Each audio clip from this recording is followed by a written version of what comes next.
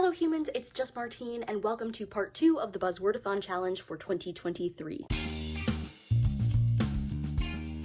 This is a challenge created by Books and Lala. It tends to happen every year. It's happening next year too. I usually post it in the last 2 days of the year. So yesterday I posted my part 1 vlog. Go ahead and check it out if you haven't already. And so let's jump straight back in time to when I read my summer books. For the July prompt, which is very fitting right now because it's storming outside of weather words, I read Ball Lightning. This is a sci-fi book translated from Chinese. It's a military sci-fi book where we're following this guy who's like obsessed with ball lightning and trying to find a way to make it like in a laboratory setting, and things kind of go from there. I'm giving this 3.5 stars. It was sitting a little lower at like 3, but by the end I was just really enjoying my time with the writing. This author has a trilogy, the Three Body trilogy, which is like wildly popular and which I want to read, especially now that I've read this. The author said in the author's note like it's kind of a prequel to it, but also not really. I'd be interested now to read the trilogy and see like if I see those connections that they're talking about. I'm in a sci-fi mood right now, so this did hit the spot. It might not seem like it hit the spot because I gave it 3.5. It did. This was a good time and like an easy read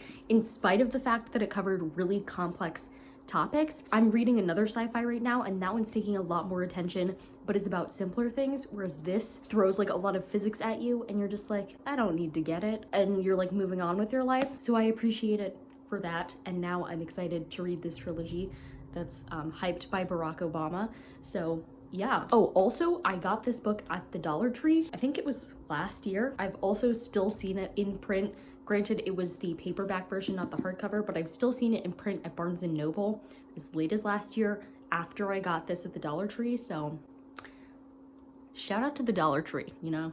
Shout out. All right, for the August prompt of Body Part, I read Blood of the Four by Christopher Golden and Tim Levin, which is a standalone fantasy, which I feel like is quite a rare thing to come across. This was a Dollar Tree find like a while ago. I was just intrigued by it actually being a standalone fantasy because oftentimes what messes me up in fantasy is the way that I don't get closure at the end, and then it's overly complex and like you have to either be satisfied with not knowing what happens or commit to the whole thing. And in this, committing to the whole thing is just committing to like 461 pages. And it was a pretty simple world. Like I understood everything that was happening. So I actually had a good time reading this fantasy book. I'm giving it 4 stars. We're following this princess. She is like a sneaky princess. She goes around collecting secrets basically, and her mom starts playing with forbidden magic. Usually in this world, the monarchy is separate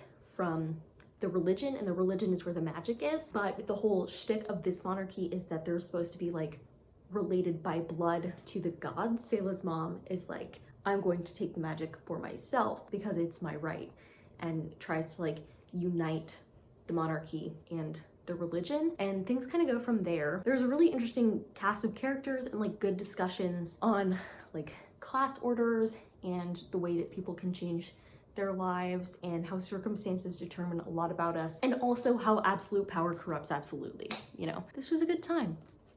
Okay, so for the September word of game words, I read The Lost Puzzler, which is actually quite a chunky book. I don't know if you can tell, but it's over 500 pages. And I'm giving this 3 stars, which is a good rating, but is super unfortunate considering because the first this much of the book, I was like getting 4-star vibes.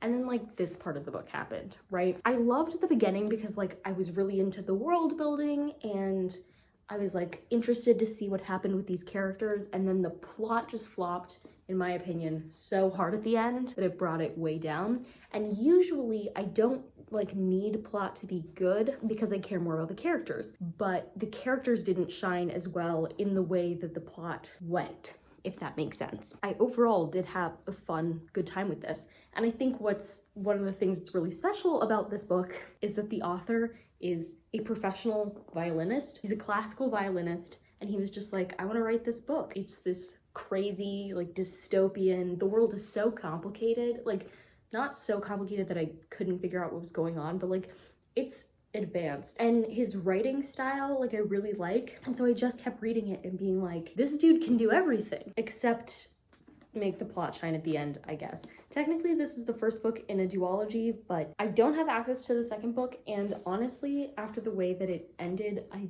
wouldn't say that I would be excited to pick up the second book. I haven't told you what this is about at all. My bad. We're sometime in the future, post-catastrophe, what they call it, and we're following this member of the Guild of Historians as he seeks out this woman who knows what happened to this one boy. Sounds convoluted, it's because it is. And so then when he finds the woman pretty early on, we start to hear the story about this boy, Rafik, who developed some strange powers where he can solve puzzles really well. I'm not describing this well at all. That's what I mean when I say it's complicated. It's like, I can't give you a good description. So he can solve puzzles well, and so he's like bought and traded a couple times in different guilds because post-catastrophe there are all these like treasures and technologies that are hidden away and hidden behind puzzle blocks. You can't get through them unless you have a puzzler, so somebody who has puzzling powers, as it were, and he's like a very valuable one.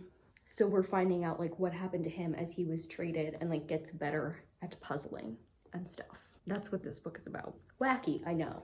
But it was a pretty good time. For the October prompt of magic words, I took this very literally and I read A College of Magics, which I got at a used bookstore. Was it like 2 years ago now? And I'm giving it 2.5 stars.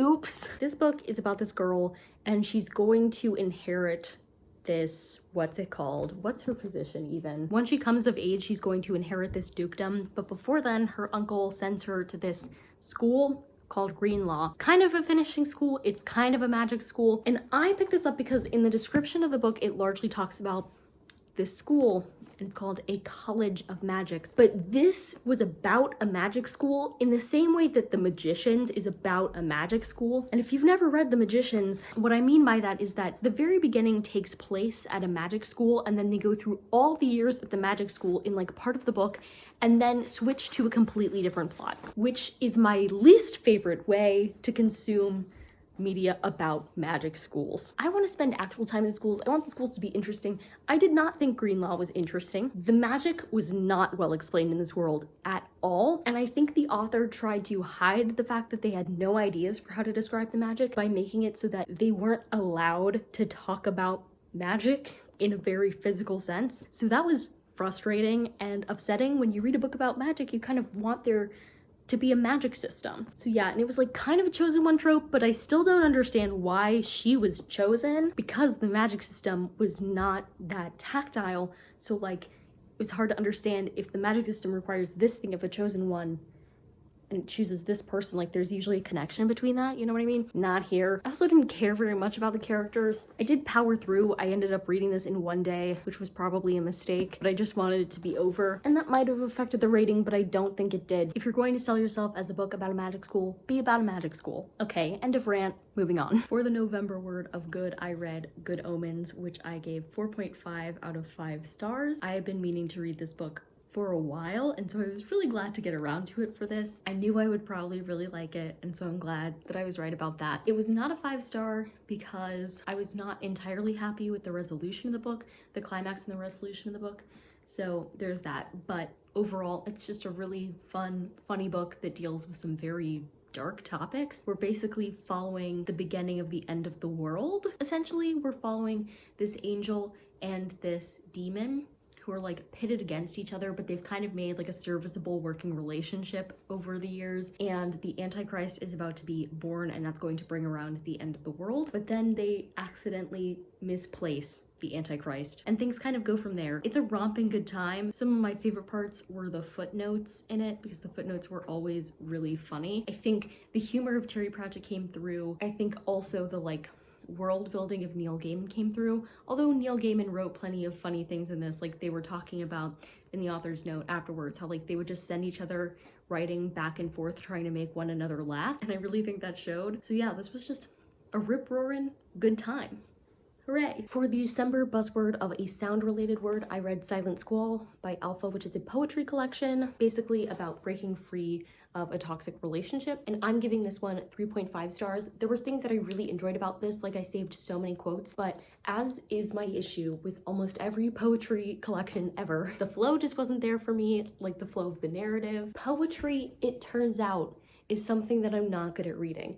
And I even feel like I really gave this one a shot, because usually when I see a poetry collection, I'm like, ooh, it's short, I'll read it fast. And then I maybe don't take in the time to appreciate all the poems or whatever. This time, I actually needed to stretch it to take as much time as possible, because I read it at the intersection of Chaostober and the end of my 75 hard reading challenge. And this was one of only like 3 Dollar Tree books that I had. So that was the Chaostober stuff. That was also a 12 TBRs book, which is one of my prompts for the 75 hard reading challenge. I was worried that those 3 books wouldn't fit the 15 days that I still had left to read. So I like really took a long time with this one. I read poems over again. If I didn't understand the poem, I went back to the beginning. And so I do think like I gave this a fair shot. I just think maybe poetry isn't my thing. And I'm not sure I'll ever fully accept that. And even if I do accept that, I don't think that means that I will stop trying to read poetry collections. It is what it is. I especially feel bad when it's a poetry collection about something so personal, which poetry collections often are. I feel bad not giving it like the world's best rating. I didn't give it a bad rating.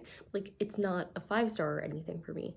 I feel bad because this is a very vulnerable story. Not only that, but like this author took a lot of these poems and thoughts from her journals that she wrote while she was going through this experience. And so like it's very real and raw, but I just didn't get everything from it that I wanted to. And I think that's okay. Like, I think we can acknowledge there are great things about a book, that it's a worthy story, and that it just wasn't fully for us, especially in the time that we read it. So yeah. And that's the end of the Buzzwordathon challenge for 2023. And if my timing's right, the end of 2023. So if you like this video, go ahead and give it a big thumbs up and comment down below. Are you participating in Buzzwordathon next year? And do you think I should too? And subscribe for more reading, writing, and college lifestyle content. And until next time, bye humans, bye!